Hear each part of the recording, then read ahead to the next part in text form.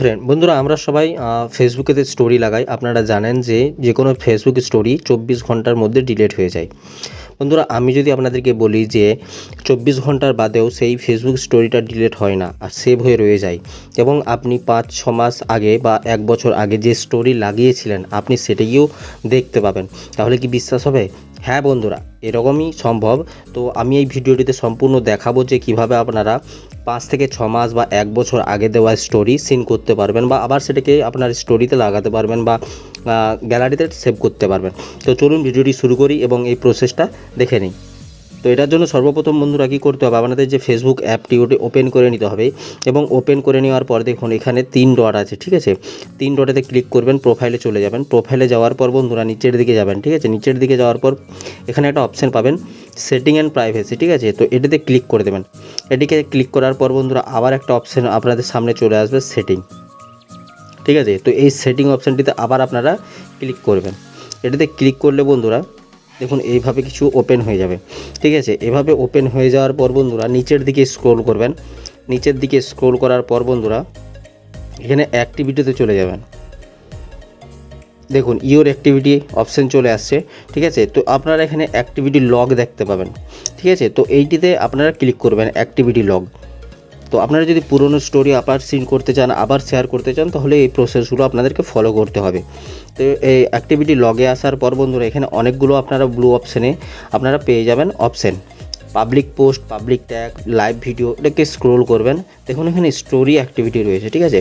তো সিম্পলি এই স্টোরি অ্যাক্টিভিটিতে আপনারা ক্লিক করে দেবেন। ক্লিক করার পর বন্ধুরা আবার আপনাদের কাছে অ্যাক্টিভিটি স্টোরি নামে এরকম আসবে। এগুলি কি? এগুলো হচ্ছে আপনারা যার স্টোরিতে লাইক বা অন্য কিছু করেছেন, রিয়্যাক্ট, সেটা দেখাচ্ছে, ঠিক আছে?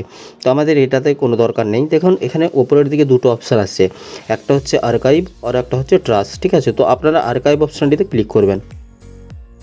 তো আর্কাইভে ক্লিক করার পর বন্ধুরা আবার একটা নতুন পেজে আপনাদেরকে নিয়ে যাবে। দেখুন এখানে উপরের দিকে আবার দুটো অপশান আপনারা দেখতে পেয়ে যাবেন, স্টোরি আর্কাইভ আর ট্রাস্ট, ঠিক আছে?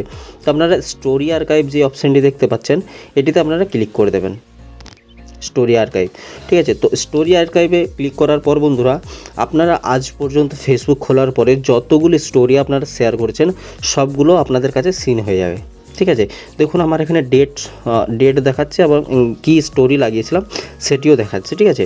তো আমি নিচের দিকে যাব, আপনাদেরকে দেখাবো যে কতদিন আগে পর্যন্ত দেখাচ্ছে।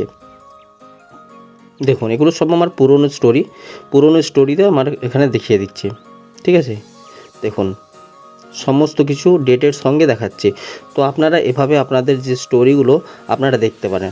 যে কোনো একটা স্টোরিকে আপনারা সিলেক্ট করবেন। তো আমি এখানে যে এই স্টোরিটা এটাকে আমি সিলেক্ট করছি, ঠিক আছে?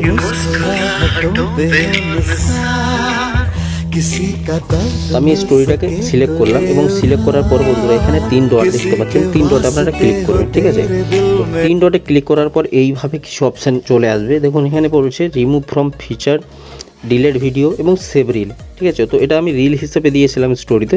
তো এখানে যদি আমি সেভ রিল করি, সেভ রিলেতে ক্লিক করি, তো এখানে পারমিশন চাইছে যে আপনার ডিভাইসে আপনি এটাকে ডাউনলোড করতে চান, তো আমি অ্যালাউ করে দেবো। অ্যালাউ করার পর বন্ধুরা এটি ভিডিও হিসাবে আমার গ্যালারিতে সেভ হয়ে যাবে, ঠিক আছে? তো এইটি একটি ফটো ছিল।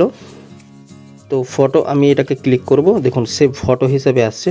তো আমি সেভ ফটোতে ক্লিক করব, তো আমার গ্যালারিতে এটি ডাউনলোড হয়ে যাবে, ঠিক আছে? তো এইভাবে আপনারা যতদিন খুশি আগের স্টোরি বা যে কোনো ফটোকে আবার রিলস হিসাবে আপনারা করতে পারেন। তো সেটা করার জন্য এটাতে ক্লিক করবেন।